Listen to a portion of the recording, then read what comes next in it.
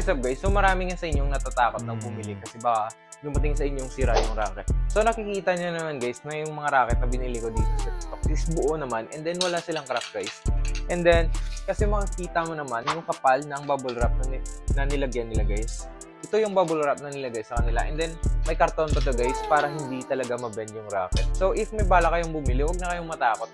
Dahil pag dito kayo bumili sa yellow basket ko, safe na safe dadating yung racket nyo sa inyo. So ito sila guys. First, itong Yonex Astrox 99 Pro.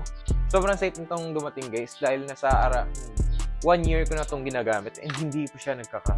And itong Yonex Arc Saber 11 Pro, goods rin siyang dumating, wala rin siyang crack. And of course, itong Upsport XW and itong Salway guys. Lahat ng ito dito ko lang nabili sa TikTok and palagi ko silang ginagamit.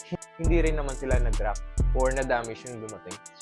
So if ever rin naman na nag-damage yung racket na dadating sa inyo, papalitan naman agad yan ni seller. So if gusto nyo palang bumili guys ng mga racket na to, ilalagay ko lang yung link nito sa baba. I-check nyo lang.